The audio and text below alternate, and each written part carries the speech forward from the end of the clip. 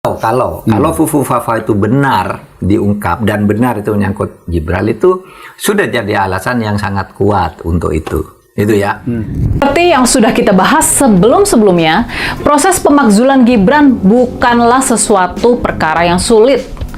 Tapi ini juga bukan suatu perkara yang mudah. Ini nggak sulit, tapi juga nggak mudah.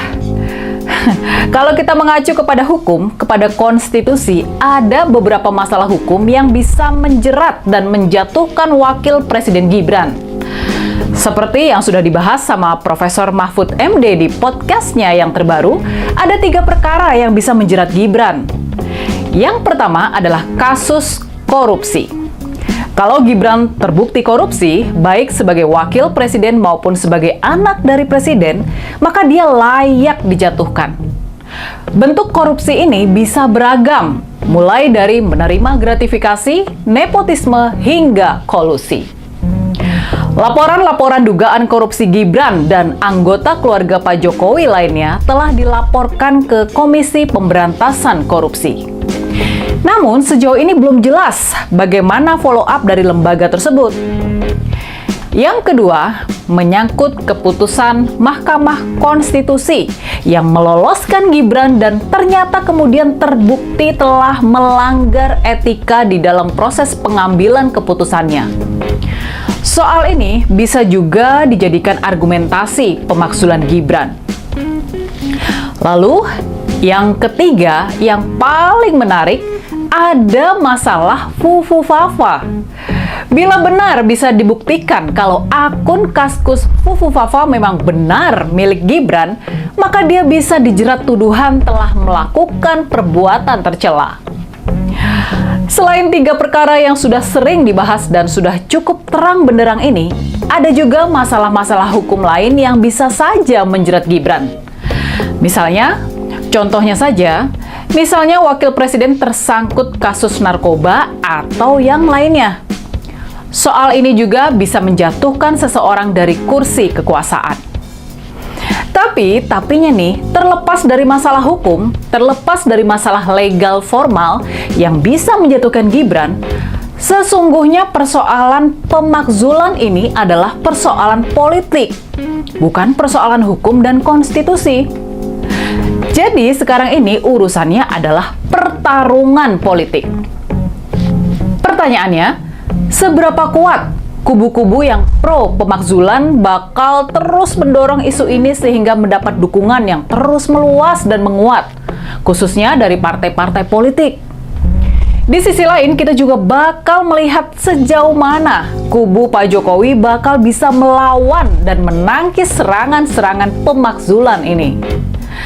Tapi terlepas dari semua masalah hukum dan pertarungan politik ini, sesungguhnya kalau kita mau jujur ya, sesungguhnya masalah pemakzulan Gibran sekarang ini cuma bergantung pada kesepakatan di antara 2 orang saja, yakni Presiden Prabowo Subianto dan Ibu Megawati Soekarno Putri. Kalau Pak Prabowo dan Ibu Mega merasa hal ini harus dilakukan, pemakzulan Gibran bakal terwujud. Tapi sebaliknya, kalau mereka tidak mau terjadi keributan politik di tengah kondisi ekonomi yang semakin sulit ini, maka isu pemakzulan Gibran tampaknya bakal dibiarkan menggantung sebagai ancaman yang menyandera kubu Solo.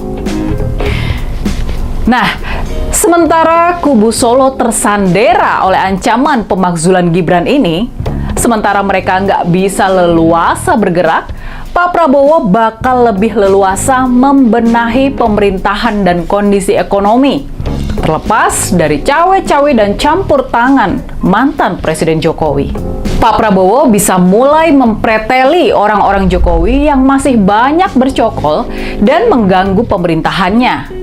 Presiden Prabowo bisa mengganti Kapolri Listio Sigit buat mengembalikan kepolisian menjadi alat hukum yang hanya tunduk pada hukum dan bukan menjadi alat kekuasaan seperti di era Presiden Jokowi. Kalau kita mau bergerak maju, kalau kita mau memperbaiki kondisi ekonomi dan meningkatkan kesejahteraan rakyat, mau tidak mau membenahi kepolisian serta mengembalikan kewibawaan hukum, mengembalikan kepastian hukum, ini adalah suatu keharusan dan juga harus dilakukan sesegera mungkin. Nah, pertanyaan kita sekarang, apakah ancaman pemakzulan Gibran sudah cukup? Apakah ini sudah cukup menggertak supaya tidak ada perlawanan terhadap rencana penggantian Kapolri Listio Sigit? Kita tahu, kita paham, menguasai lembaga hukum seperti kepolisian adalah senjata utama dari Pak Jokowi selama ini buat menundukkan lawan-lawan politiknya. Makanya, kita juga bisa mengerti kalau kubu Solo bakal berusaha mati-matian mempertahankan penguasaan atau pengaruh terhadap senjata ampuh ini. Yang bisa kita bahas juga, hal menarik yang patut kita cermati terkait masalah politik terkini. Hal tersebut adalah pesan Ibu Mega kepada Pak Sufmi Dasko, kepada Ketua Harian Partai Gerindra Sufmi Dasko, dan kepada Menteri Sekretaris Negara Prasetyo Hadi. Oke, halo teman-teman, kembali lagi bersama saya di channel ini. Salam NKRI harga mati. Teman-teman, dalam video ini kita telah mendengarkan sebuah cuplikan video yang sangat berarti untuk kita dengarkan bersama-sama. Bagaimana kita melihat sebuah tragedi-tragedi politik yang dimana dinasti yang dimainkan oleh seorang Mulyono dalam memberikan karpet merah terhadap anaknya Gibran itu sangat luar biasa. Nah, apakah seorang Jokowi masih dapat menyelamatkan anaknya Gibran dalam perjalanan-perjalanan politik yang akan ditempuh selama beberapa tahun ke depannya? Mari kita saksikan bersama-sama dan melihat, dan setelah mendengarkan cuplikan video sebelumnya yang memang ini menjadi sebuah narasi-narasi dan edukasi yang perlu untuk kita ketahui bersama-sama. Nah, pada kesempatan kali ini teman-teman, kita melihat bahwa memang pada dasarnya ini dimulai atas pelanggaran-pelanggaran aturan-aturan yang ada. Seorang Jokowi tidak bisa mendapatkan konsekuensi secara hukum itu karena kuatnya lego-lego ataupun kuatnya orang-orang yang memang ada di sana. Dan kita ketahui saat ini bersama-sama ya, pada dasarnya itu kalau mau memakzulkan Gibran banyak jalannya. Masalahnya Prabowo masih takut sama Jokowi. Dinasti harus segera dihapus agar tidak terjadi negara di dalam negara. Ya, itu harus dihapuskan supaya tidak ada lagi yang namanya tindakan-tindakan yang merugikan banyak orang.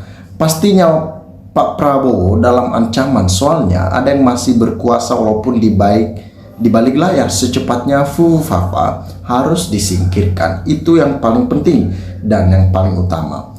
Ya, si beban negara ini jangan lama-lama disingkirkan, setuju turunkan saja.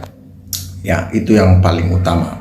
Nah, momentum kebangkitan kembali rakyat Indonesia untuk masa depan yang lebih baik. Saya no korupsi, kolusi dan nepotisme. Sebaiknya Mas Gibran mundur saja, menenangkan diri dan mengatur strategi jika ingin jadi presiden di kemudian hari. Ya, memang sebenarnya pada dasarnya sebelum Gibran menjadi wakil presiden, ada banyak masyarakat yang mengidolakan Gibran, yang suka terhadap leadershipnya seorang Gibran. Tetapi karena tindakan yang membuat Gibran tergesa-gesa, sehingga tindakan itu menghasilkan sesuatu nilai-nilai yang kurang etis di mata masyarakat, sehingga masyarakat saat ini mereka tidak suka lagi terhadap Gibran, mereka tidak mengidolakan lagi Gibran. Kenapa? Karena Gibran ya dengan secara terburu-buru dan tergesa-gesa yang mencalonkan dirinya sebagai calon wakil presiden di kala itu dan menjadi wakil presiden saat ini. Ya, itulah yang membuat masyarakat mulai benci, mulai tidak senang terhadap seorang Gibran. Nah, pada dasarnya saat ini pelan-pelan masyarakat mulai membentuk suatu strategi ataupun formasi yang begitu baik bagaimana mereka menentukan dan mengarahkan masa depan Indonesia ini ke depannya itu di tangan orang yang tepat. Ya, mereka tidak menginginkan Gibran. Kenapa? Bukan karena kualitasnya, tetapi karena ketidaksabarannya dalam mengambil tindakan-tindakan untuk mewujudkan mimpi-mimpinya. Ya. Mungkin seandainya Gibran sabar, ya, mungkin kalau seandainya sabar dalam menolak ya ajakan Prabowo di kala itu, mungkin di 2029 ini masyarakatlah sendiri yang akan mendorong Gibran support secara langsung untuk menjadi calon presiden di 2029 nantinya. Ya, nggak usah banyak pertimbangan, segera laksanakan, pasti untuk selanjutnya aman dan Prabowo bisa fokus kerja membangun negara dengan didukung mayoritas masyarakat. Segala sesuatu yang menjadi ancaman bagi negara, ya, masyarakat pastikan itu masyarakat tetap di belakang Prabowo dan mendukung, ya, untuk menyelesaikan segala sesuatu yang menghambat Indonesia ini menjadi negara emas di 2045 nantinya.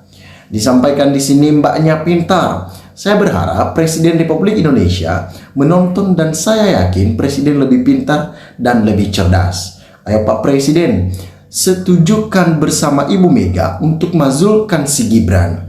Porak-porandakan kubu Solo. Kami masyarakat Indonesia sudah enggak tahan dengan ulah mereka. Jangan sampai ancaman terhadap Bapak Presiden Prabowo berasal dari kubu Solo.